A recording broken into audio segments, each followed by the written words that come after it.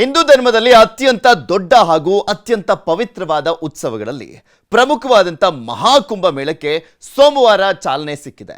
ಮೊದಲ ದಿನನೇ ಈ ಮಹಾಕುಂಭ ಮೇಳದಲ್ಲಿ ಸುಮಾರು 60 ಲಕ್ಷಕ್ಕೂ ಹೆಚ್ಚು ಜನ ಪುಣ್ಯ ಸ್ನಾನವನ್ನು ಮಾಡಿದ್ರು. ಗಂಗಾ, ಯಮುನಾ ಹಾಗೂ ಸರಸ್ವತಿ ಮಹಾನದಿಗಳ ಸಂಗಮ ಕ್ಷೇತ್ರ ತ್ರಿವೇಣಿ ಸಂಗಮ ಭಕ್ತಿಯ ಪರಾಕಾಷ್ಠೆಗೆ ಸಾಕ್ಷಿಯಾಯಿತು.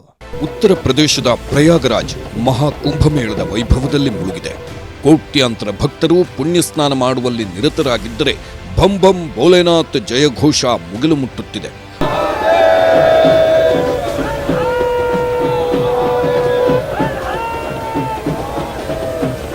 ವಿಶ್ವದ ಅತಿದೊಡ್ಡ ಧಾರ್ಮಿಕ ಕಾರ್ಯಕ್ರಮಕ್ಕೆ ಚಾಲನೆ ಸಿಕ್ಕಿದೆ.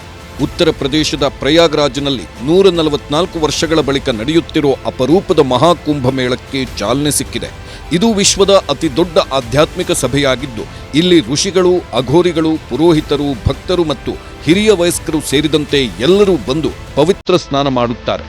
ಎಲ್ಲೆಲ್ಲೂ ಶಿವನಾಮ, ಎಲ್ಲಿ ನೋಡಿದ್ರೂ ಮಹಾದೇವನದ್ದೇ ಧ್ಯಾನ.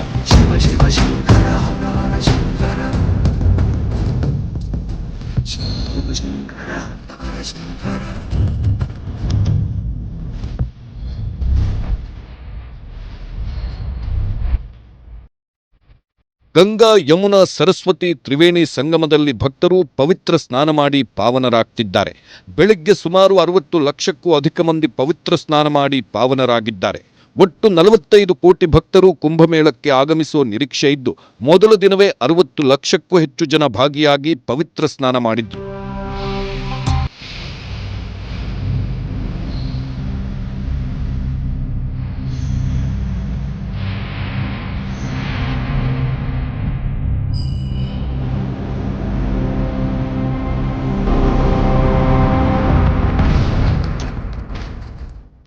ಉತ್ತರ ಪ್ರದೇಶದ ಮುಖ್ಯಮಂತ್ರಿ ಯೋಗಿ ಆದಿತ್ಯನಾಥ್ ಮಹಾಕುಂಭ 2025ರ ಮೊದಲು 45 ನಿಮಿಷಗಳ ಲೇಸರ್ ಶೋವನ್ನು ಉದ್ಘಾಟಿಸಿದ್ರು.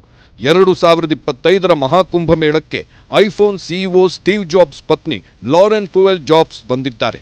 ಕುಂಭಮೇಳಕ್ಕೂ ಮುನ್ನ ಸ್ವಾಮಿ ಕೈಲಾಶಾನಂದ ಗಿರಿಜಿ ಮಹಾರಾಜ್ ಆಶ್ರಮಕ್ಕೆ ಭೇಟಿ ನೀಡಿದ್ದರು.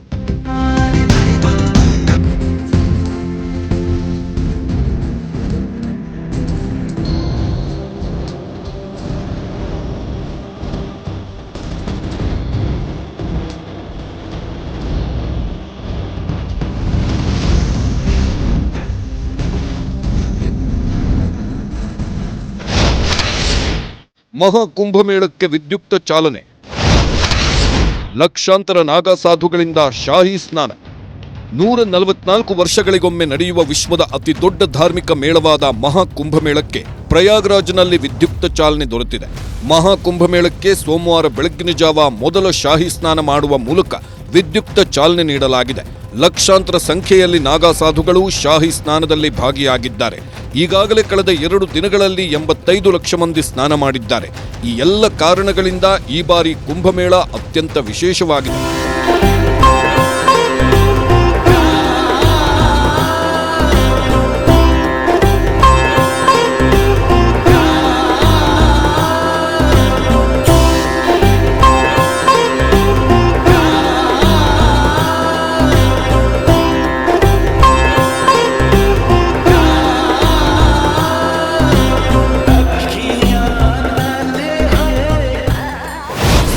ಪ್ರಯಾಗ್ರಾಜ್ನಲ್ಲಿ ಸೋಮವಾರದಿಂದ ವಿಶ್ವದ ಅತಿದೊಡ್ಡ ಧಾರ್ಮಿಕ ಸಮಾಗಮಕ್ಕೆ ಚಾಲನೆ ದೊರೆತಿದೆ. ಇನ್ನು 1.5 ತಿಂಗಳು ಈ ಕುಂಭಮೇಳ ನಡೆಯಲಿದ್ದು 40 ಕೋಟಿ ಜನ ಭಾಗವಹಿಸುವ ನಿರೀಕ್ಷೆ ಇದೆ. ಮೊದಲ ದಿನವೇ ಈ ಮೇಳದಲ್ಲಿ 60 ಲಕ್ಷಕ್ಕೂ ಹೆಚ್ಚು ಜನ ಭಾಗವಹಿಸಿದ್ರು. 45 ದಿನಗಳ ಕಾಲ ನಡೆಯಲಿರೋ ಕುಂಭಮೇಳದಲ್ಲಿ 40 ಕೋಟಿ ಜನ ಪುಣ್ಯಸ್ನಾನ ಮಾಡುವ ನಿರೀಕ್ಷೆ ಇದೆ. 10,000 ಎಕರೆ ವಿಸ್ತೀರ್ಣದಲ್ಲಿ ಮಹಾಕುಂಭ ನಗರವನ್ನು ಸ್ಥಾಪಿಸಲಾಗಿದೆ. ಈ ಬಾರಿ 144 ವರ್ಷಗಳ ಬಳಿಕ ಪ್ರಯಾಗ್ರಾಜ್ನಲ್ಲಿ ಕುಂಭಮೇಳ ನಡೆಯುತ್ತಿರೋದೇ ಅತ್ಯಂತ ವಿಶೇಷವಾಗಿದೆ.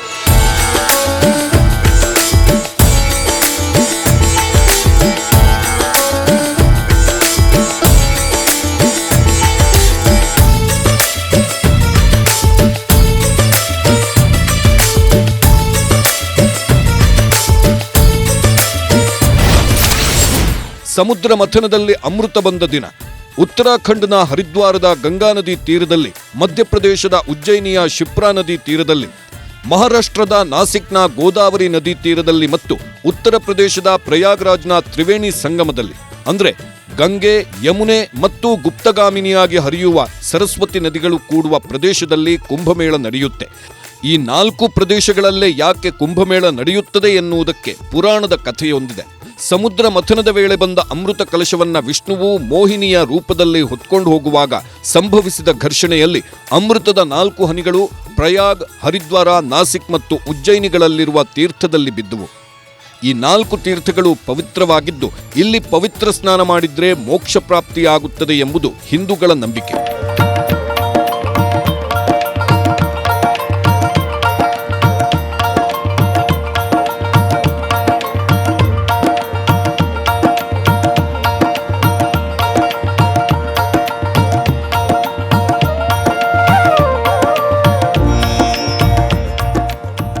ದಂತಕಥೆಗಳ ಪ್ರಕಾರ ದೇವರು ಮತ್ತು ಅಸುರರು ಒಟ್ಟಾಗಿ ಸಮುದ್ರವನ್ನ ಮಥಿಸಿದ್ರು. ಈ ಮಥನದ ಸಮಯದಲ್ಲಿ ಅನೇಕ ರತ್ನಗಳು, ಅಪ್ಸರೆಯರು, ಪ್ರಾಣಿಗಳು, ವಿಷ ಮತ್ತು ಅಮೃತ ಸೇರಿದಂತೆ ಇತ್ಯಾದಿ ವಸ್ತುಗಳು ಹೊರಬಂದವು. ದೇವರು ಮತ್ತು ಅಸುರರ ನಡುವಿನ ಸಂಘರ್ಷವು ಅಮೃತದಿಂದ ಪ್ರಾರಂಭವಾಯಿತು. ಈ ಹೋರಾಟದ ಮಧ್ಯೆ ಕೆಲವು ಹನಿ ಅಮೃತವು ಭೂಮಿಯ ಮೇಲೆ ಬಿದ್ದಿತ್ತು. ಅಮೃತದ ಹನಿಗಳು ಎಲ್ಲಿ ಬಿದ್ದರೂ ಅಲ್ಲಿ ಕುಂಭಮೇಳವನ್ನ ಆಯೋಜಿಸಲಾಗಿತ್ತು. ಪ್ರಯಾಗ್, ಹರಿದ್ವಾರ, ನಾಸಿಕ್ ಮತ್ತು ಉಜ್ಜಯಿನಿಗಳಲ್ಲಿ ಅಮೃತದ ಹನಿಗಳು ಬಿದ್ದಿದ್ದವು. ಹಾಗೆ ಅಮೃತ ಹೊರಗೆ ಬಂದ ದಿನವೇ ಈ ಹುಣ್ಣಿಮೆಯ ದಿನ. ಆ ಅಮೃತ ತ್ರಿವೇಣಿ ಸಂಗಮದಲ್ಲಿ ಬಿದ್ದಿತ್ತು ಅನ್ನೋದು ನಂಬಿಕೆ.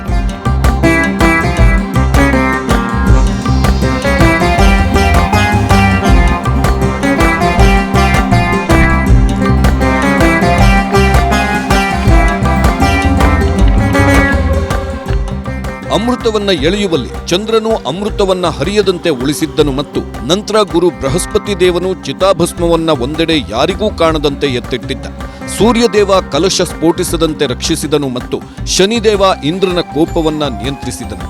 ಆದ್ದರಿಂದ ಈ ಗ್ರಹಗಳ ಸಂಯೋಜನೆಯೂ ಒಂದು ರಾಶಿಚಕ್ರದಲ್ಲಿದ್ದಾಗ ನಂತರ ಮಹಾಕುಂಭವನ್ನ ಆಯೋಜಿಸಲಾಗುತ್ತೆ. ಯಾಕೆಂದ್ರೆ ಅಮೃತ ಕಲಶವು ಈ ಗ್ರಹಗಳ ಸಂಯೋಜನೆಯಿಂದ ರಕ್ಷಿಸಲ್ಪಟ್ಟಿತ್ತು. ಅದರ ನಂತರ ದೇವರು ವಿಷ್ಣುವಿನ ಸಹಾಯದಿಂದ ಅಮೃತವನ್ನ ಸೇವಿಸಿದ್ರು.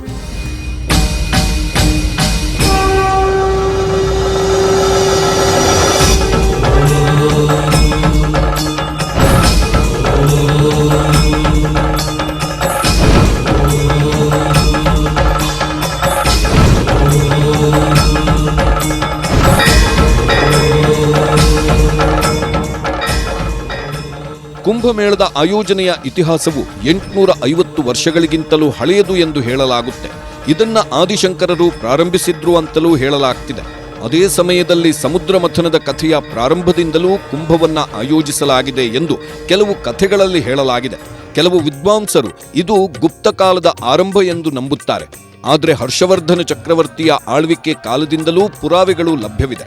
ಹಲವು ವರ್ಷಗಳ ನಂತರ ಆದಿಶಂಕರಾಚಾರ್ಯರು ಮತ್ತು ಅವರ ಶಿಷ್ಯ ಸನ್ಯಾಸಿಗಳು ಮತ್ತು ನಿರ್ವಾಣಿಗಳೊಂದಿಗೆ ಸಂಗಮದಲ್ಲಿ ಶಾಹಿ ಸ್ನಾನವನ್ನ ಮಾಡಿದ್ರು. ಜಗದ್ಗುರು ಶಂಕರಾಚಾರ್ಯರು ಅಲ್ಲಿ ಶ್ರೀಚಕ್ರ ಪ್ರತಿಷ್ಠಾಪನೆ ಮಾಡಕ್ ಬಂದಾಗ ಗಂಗಾ, ಯಮುನಾ, ಸರಸ್ವತಿ 3 ನದಿ ಸೇರೋ ಜಾಗ ಇದು. ಗಂಗಾ, ಯಮುನಾ, ಸರಸ್ವತಿ ಅವರು ಜಗದ್ಗುರು ಶಂಕರಾಚಾರ್ಯರ ಬಳಿ ಹೋಗಿ ಕೇಳ್ಕೊಳ್ತಾರಂತೆ, ಜಗದ್ಗುರು ಶಂಕರಾಚಾರ್ಯ ನೀವು ವಿಶ್ವಾದ್ಯಂತ ಓಡಾಡಿ ಎಲ್ಲಾ ದೇವತೆಗಳು ಶ್ರೀಚಕ್ರ ಮಾಡಿ ಎಲ್ಲಾ ದೇವತೆಗಳನ್ನ ತುಂಬಾ ಪ್ರಸಿದ್ಧಿ ಮಾಡಿದಾರೆ, ನಮ್ಮನ್ನ ಯಾಕೆ ಮಾಡ್ತಿಲ್ಲ, ನಾವೇನು ಪಾಪ ಮಾಡಿದೀವಿ ಅಂತ ಕೇಳಿದಾಗ, ತಾಯಿ ನೀವೇನು ಪಾಪ ಮಾಡಿಲ್ಲ, ನಿಮ್ಮ ದರ್ಶನ ಮಾಡೋಣ ನಾವೇ ಪುಣ್ಯವಂತರು ಅಂತೇಳಿ ಮಾಧವೇಶ್ವರಿ ದೇವಸ್ಥಾನದಲ್ಲಿ ಜಗದ್ಗುರು ಶಂಕರಾಚಾರ್ಯರು 4 ಶ್ರೀಚಕ್ರ ಪ್ರತಿಷ್ಠಾಪನೆ ಮಾಡಿದ್ದಾರೆ. ಅದರಲ್ಲಿ ಒಂದು ಗಂಗಾ ಶ್ರೀಚಕ್ರ, ಯಮುನಾ ಶ್ರೀಚಕ್ರ, ತಾಯಿ ಸರಸ್ವತಿ ಶ್ರೀಚಕ್ರ ಹಾಗೂ ಮಾಧವೇಶ್ವರಿ ಶ್ರೀಚಕ್ರ. ವಿಶೇಷ ಏನು ಅಂದ್ರೆ ಬರುವಂತ ಭಕ್ತಾದಿಗಳು ಕುಂಭಮೇಳದಲ್ಲಿ ಇಲ್ಲಿ ಸ್ನಾನ ಮಾಡಿ ನಂತರ ಅಲ್ಲಿ ಪ್ರಯಾಗ್ರಾಜಲ್ಲಿ ಹೋಗಿ ಮಾಧವೇಶ್ವರಿ ದರ್ಶನ ಮಾಡಿದ್ರೇನೆ ಅದರ ಪ್ರತಿಫಲ ಸಿಗೋದು. ಧರ್ಮಗ್ರಂಥಗಳ ಪ್ರಕಾರ ಭೂಮಿಯ 1 ವರ್ಷ ದೇವರಿಗೆ 1 ದಿನಕ್ಕೆ ಸಮನಾಗಿರುತ್ತದೆ. ಭೂಮಿಯ ಲೆಕ್ಕಾಚಾರದ ಪ್ರಕಾರ ದೇವರು ಮತ್ತು ಅಸುರರ ನಡುವಿನ ಯುದ್ಧವು 12 ವರ್ಷಗಳ ಕಾಲ ನಡೆಯಿತು. ಈ ಯುದ್ಧದ ಅವಧಿ 12 ವರ್ಷಗಳು ಆದ್ದರಿಂದ 12 ವರ್ಷಗಳ ನಂತರ ಕುಂಭವನ್ನ ಆಯೋಜಿಸಲಾಗುತ್ತದೆ. ದೇವರ 12 ವರ್ಷಗಳು ಭೂಮಿಯ 144 ವರ್ಷಗಳಿಗೆ ಸಮನಾಗಿವೆ. ಕುಂಭಮೇಳವನ್ನ 144 ವರ್ಷಗಳ ನಂತರ ಸ್ವರ್ಗದಲ್ಲಿ ಆಯೋಜಿಸಲಾಗಿದೆ ಎನ್ನುವ ನಂಬಿಕೆ ಇದೆ. ಆದ್ದರಿಂದ ಮಹಾಕುಂಭವನ್ನ ಆ ವರ್ಷದಲ್ಲಿ ಭೂಮಿಯ ಮೇಲೆ ಆಯೋಜಿಸಲಾಗಿದೆ.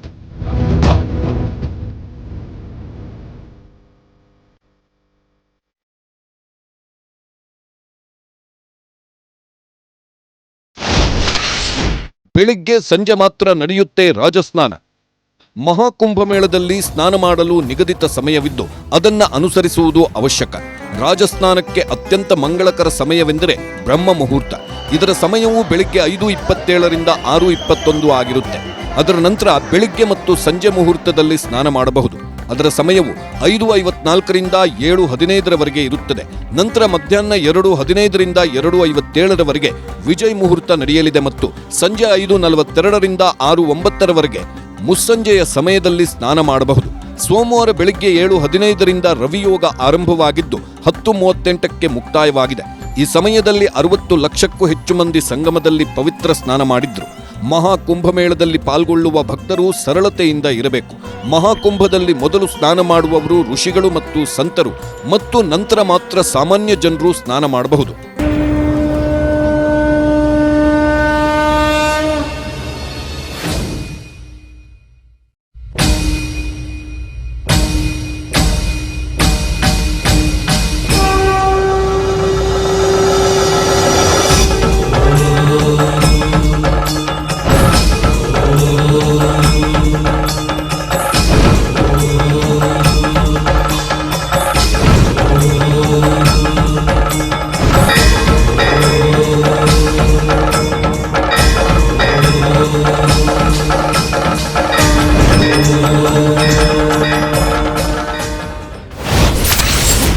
ಅಮೃತ ಬಿದ್ದ ಸ್ಥಳಗಳಲ್ಲೇ ಶಾಹಿ ಸ್ನಾನ ಅಥವಾ ಪುಣ್ಯದ ಸ್ನಾನ ಮಾಡುವುದರಿಂದ ಪಾಪಕೃತ್ಯ ನಿವಾರಣೆ, ಮೋಕ್ಷ ಪ್ರಾಪ್ತಿಯ ನಂಬಿಕೆ ಇದೆ. ಹಿಂದೂಗಳಲ್ಲಿ ಪಾಪಕೃತ್ಯ ನಿವಾರಣೆ, ಮೋಕ್ಷ ಪ್ರಾಪ್ತಿಯ ನಂಬಿಕೆ ಇರುವುದರಿಂದ ಶಾಹಿ ಸ್ನಾನ ಮಾಡಲು ಭಕ್ತರು ಮುಗಿಬೀಳುತ್ತಾರೆ. ಯಾವ್ಯಾವ ದಿನ ಯಾವ್ಯಾವ ಪುಣ್ಯ ಸ್ನಾನ ಮಾಡಲಾಗುತ್ತೆ ಅಂತಲೂ ಮೊದಲೇ ನಿರ್ಧರಿಸಲಾಗಿದೆ. ಸೋಮವಾರ ಪೌಷ ಪೂರ್ಣಿಮಾ ಸ್ನಾನ ನಡೆದರೆ ಜನವರಿ 15ರಂದು ಮಕರ ಸಂಕ್ರಾಂತಿ ಸ್ನಾನ ನಡೆಯಲಿದೆ. ಜನವರಿ 29ರಂದು ಮೌನಿ ಅಮಾವಾಸ್ಯೆಯ ಸ್ನಾನ ಮತ್ತು ಫೆಬ್ರವರಿ 3ರಂದು ಬಸಂತ ಪಂಚಮಿ ಸ್ನಾನ ಹಾಗೂ ಫೆಬ್ರವರಿ 26ರಂದು ಮಹಾಶಿವರಾತ್ರಿ ಸ್ನಾನ ನಡೆಯಲಿದೆ.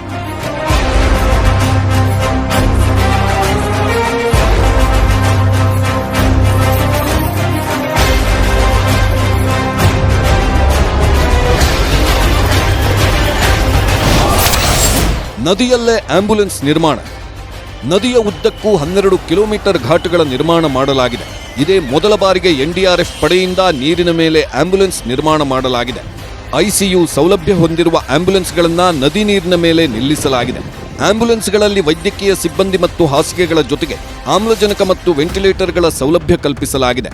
ನದಿಯಲ್ಲಿ ಸ್ನಾನ ಮಾಡುವವರ ಸುರಕ್ಷತೆಗಾಗಿ 800 ಪ್ರಾದೇಶಿಕ ಸಶಸ್ತ್ರ, ಕಾನ್ಸ್ಟೇಬಲ್, 150 SDRF ಸಿಬ್ಬಂದಿಗಳನ್ನು ನಿಯೋಜಿಸಲಾಗಿದೆ.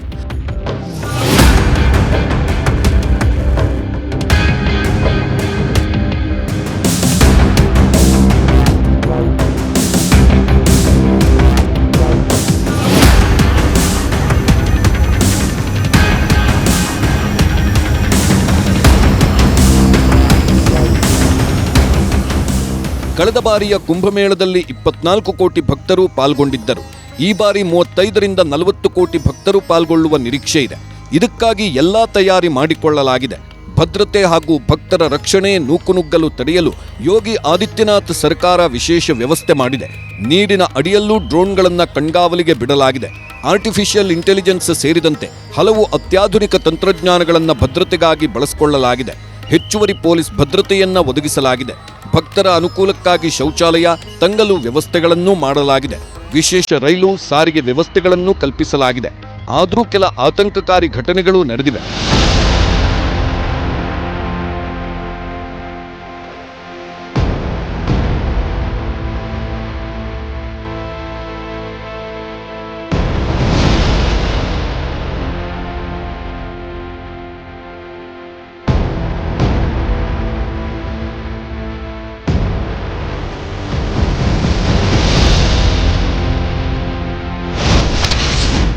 ಮಹಾಕುಂಭದ ಭಕ್ತರಲ್ಲಿ ಆತಂಕ.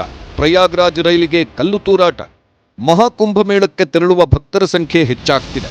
ಇದರ ನಡುವೆ ಭಕ್ತರಲ್ಲಿ ಆತಂಕ ಸೃಷ್ಟಿಸುವ ಪ್ರಯತ್ನಗಳೂ ನಡೆದಿದೆ. ಮಹಾಕುಂಭ ಮೇಳಕ್ಕೆ ತೆರಳುತ್ತಿದ್ದ ಭಕ್ತರ ರೈಲಿನ ಮೇಲೆ ಕಲ್ಲು ತೂರಾಟದ ಘಟನೆ ನಡೆದಿದೆ. ಸೂರತ್ನಿಂದ ಪ್ರಯಾಗ್ರಾಜ್ಗೆ ತೆರಳುತ್ತಿದ್ದ ಪ್ರಯಾಗ್ರಾಜ್ ತಪ್ತಿ ಗಂಗಾ ಎಕ್ಸ್ಪ್ರೆಸ್ ರೈಲಿನ ಮೇಲೆ ಕಲ್ಲು ತೂರಾಟ ನಡೆದಿದೆ ಎಂದು ವರದಿಯಾಗಿದೆ. ಇದು ಮಹಾಕುಂಭ ಮೇಳಕ್ಕೆ ಭಾರತೀಯ ರೈಲ್ವೆ ಘೋಷಿಸಿದ ವಿಶೇಷ ರೈಲು ವ್ಯವಸ್ಥೆಯಾಗಿದೆ.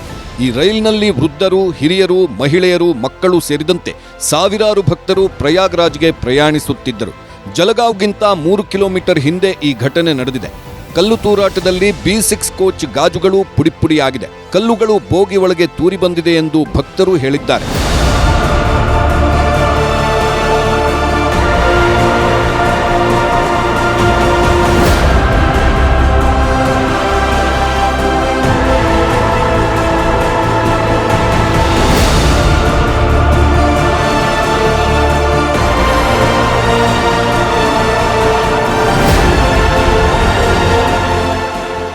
ಮಹಾಕುಂಭಮೇಳಕ್ಕೆ ತೆರಳುತ್ತಿದ್ದ ಭಕ್ತರು ಈ ಘಟನೆಯಿಂದ ಆತಂಕಗೊಂಡಿದ್ದಾರೆ. ಇದೇ ವೇಳೆ ರೈಲಿನಲ್ಲಿದ್ದ ಕೆಲ ಭಕ್ತರು ವಿಡಿಯೋ ಮೂಲಕ ಮನವಿ ಮಾಡಿದ್ದಾರೆ. ಮಹಾಕುಂಭಮೇಳಕ್ಕೆ ಶಾಂತಿಯುತವಾಗಿ ತೆರಳುತ್ತಿರುವ ಭಕ್ತರಲ್ಲಿ ಆತಂಕ ಸೃಷ್ಟಿಸುವ ಪ್ರಯತ್ನಗಳು ನಡೆದಿದೆ. ಈ ತಪ್ಪಿತಸ್ಥರಿಗೆ ಕಠಿಣ ಶಿಕ್ಷೆ ವಿಧಿಸಬೇಕು ಎಂದು ಭಕ್ತರು ಆಗ್ರಹಿಸಿದ್ದಾರೆ. ರೈಲ್ವೆ ಸಚಿವ ಅಶ್ವಿನಿ ವೈಷ್ಣವ್ ಪ್ರಯಾಣಿಕರು ಭಕ್ತರಿಗೆ ರಕ್ಷಣೆ ನೀಡಬೇಕು ಎಂದು ಆಗ್ರಹಿಸಿದ್ದಾರೆ. ಈ ಘಟನೆಯನ್ನ ಉತ್ತರ ಪ್ರದೇಶದ ಪೊಲೀಸರು ಗಂಭೀರವಾಗಿ ಪರಿಗಣಿಸಿದ್ದಾರೆ. ಎಲ್ಲಾ ಭಕ್ತರಿಗೆ ಭದ್ರತೆ ಕಲ್ಪಿಸಲಾಗಿದೆ. ಈ ರೀತಿಯ ಅಶಾಂತಿ ಸೃಷ್ಟಿಸುವ ಯಾವುದೇ ಘಟನೆಯನ್ನ ಸಹಿಸುವುದಿಲ್ಲ ಎಂದಿದ್ದಾರೆ. ಸಂಪೂರ್ಣ ಪರಿಸರ ಸ್ನೇಹಿ ಕುಂಭಮೇಳ. ಈ ಬಾರಿಯ ಮಹಾಕುಂಭಮೇಳದಲ್ಲಿ ಒಂದೇ ಒಂದು ಪ್ಲಾಸ್ಟಿಕ್ ಬಳಸದೆ ಸಂಪೂರ್ಣ ಪರಿಸರ ಸ್ನೇಹಿಯಾಗಿ ಆಚರಿಸಲು ಉದ್ದೇಶಿಸಲಾಗಿದೆ. ಸ್ವಚ್ಛತೆ ಮತ್ತು ಶುದ್ಧತೆ ಕಾಪಾಡುವುದಕ್ಕಾಗಿ ಬರೋಬ್ಬರಿ 1500 ಪೌರ ಕಾರ್ಮಿಕರು ಹಗಲಿರುಳು ದುಡಿಯುತ್ತಿದ್ದಾರೆ. ನದಿಯ ಒಂದು ದಡದಿಂದ ಮತ್ತೊಂದು ದಡಕ್ಕೆ ಸರಾಗವಾಗಿ ಸಾಗಲು 50ಕ್ಕೂ ಹೆಚ್ಚು ತಾತ್ಕಾಲಿಕ ಬ್ರಿಡ್ಜ್ಗಳನ್ನು ನಿರ್ಮಿಸಲಾಗಿದೆ. ಅಲ್ಲದೆ 1.5 ಲಕ್ಷ ಶೌಚಾಲಯ, ಸ್ನಾನಗೃಹಗಳನ್ನು ನಿರ್ಮಿಸಲಾಗಿದೆ.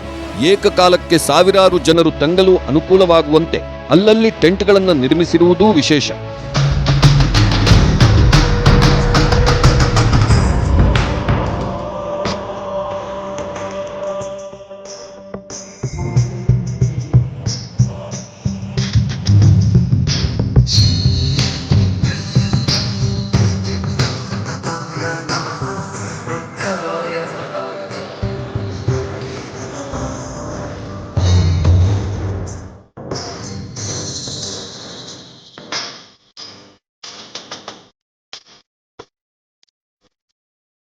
ಮಹಾಕುಂಭ ಮೇಳದಲ್ಲಿ ವಿದೇಶಿ ಭಕ್ತರದ್ದೇ ದಂಡು. ಹಿಂದೂ ಧರ್ಮದ ವೈಭವಕ್ಕೆ ಸಾಕ್ಷಿಯಾದಂಥ ಮಹಾನ್ ಉತ್ಸವ ಪ್ರಯಾಗ್ರಾಜ್ನ ಈ ಒಂದು ಸಂಗಮ ತೀರದಲ್ಲಿ ಭಾರತ ಹಿಂದೂ ಧರ್ಮದ ಬಗ್ಗೆ ವಿದೇಶಿಯರು ಏನಂದ್ರು? ಗಂಗಾ, ಯಮುನಾ, ಸರಸ್ವತಿ ತ್ರಿವೇಣಿ ಸಂಗಮದಲ್ಲಿ ಭಕ್ತರು ಪವಿತ್ರ ಸ್ನಾನವನ್ನು ಮಾಡಿ ಪಾವನರಾಗ್ತಾ ಇದ್ದಾರೆ. ವಿಶೇಷ ಅಂದ್ರೆ ಈ ಸಲದ ಕುಂಭಮೇಳದಲ್ಲಿ 15 ಲಕ್ಷಕ್ಕೂ ಹೆಚ್ಚು ವಿದೇಶಿ ಭಕ್ತರು ಕೂಡ ಭಾಗವಹಿಸ್ತಾ ಇದ್ದಾರೆ. ಅವರು ಭಾರತ್ ಮಹಾನ್ ಅಂತ ಹೇಳಿದ್ರು. ಭಾರತ ಹಿಂದೂ ಧರ್ಮದ ಗರಿಮೆಯನ್ನ ಹಾಡಿ ಹೊಗಳಿದ್ರು. ಕುಂಭಮೇಳದಲ್ಲಿ ವಿದೇಶಿ ಭಕ್ತರಿಂದ ಶಾಹಿ ಸ್ನಾನ. ವಿಶ್ವದ ಅತಿ ದೊಡ್ಡ ಆಧ್ಯಾತ್ಮಿಕ ಕೂಟವಾದ ಮಹಾಮೇಳ ಸೋಮವಾರ ಪ್ರಾರಂಭವಾಗುತ್ತಿದ್ದಂತೆ ಉತ್ತರ ಪ್ರದೇಶದ ಪ್ರಯಾಗ್ರಾಜ್ನ ತ್ರಿವೇಣಿ ಸಂಗಮದಲ್ಲಿ ಭಕ್ತಸಾಗರವೇ ಜಮಾಯಿಸಿದೆ. ಕೊರೆಯುವ ಚಳಿಯ ನಡುವೆಯೂ ಭಕ್ತರು ಪೌಷ್ ಪೂರ್ಣಿಮಾದ ಶುಭ ಸಂದರ್ಭದಲ್ಲಿ ಶಾಹಿ ಸ್ನಾನ ಮಾಡುವ ಮೂಲಕ ಪವಿತ್ರ ಆಚರಣೆಗಳನ್ನು ಆರಂಭಿಸಿದ್ರು. ಈ ವೇಳೆ ಸಾವಿರಾರು ವಿದೇಶಿ ಭಕ್ತರು ಕೂಡ ಶಾಹಿ ಸ್ನಾನ ಮಾಡಿದ್ರು. ಗಂಗಾ, ಯಮುನಾ ಮತ್ತು ಸರಸ್ವತಿ ನದಿಗಳ ಪವಿತ್ರ ಸಂಗಮವಾದ ತ್ರಿವೇಣಿ ಸಂಗಮಕ್ಕೆ ಭಾರತದಿಂದ ಮಾತ್ರವಲ್ಲ, ಪ್ರಪಂಚದ ಮೂಲೆ ಮೂಲೆಯಿಂದ ಜನರು ಆಗಮಿಸುತ್ತಿದ್ದಾರೆ.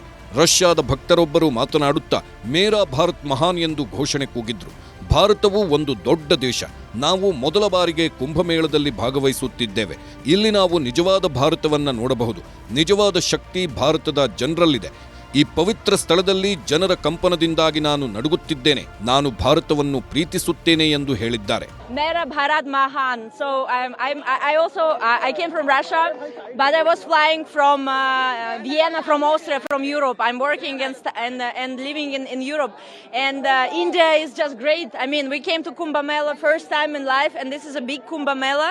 So we're very excited. It's like, you know, you see the real India, and the true power of India is their people.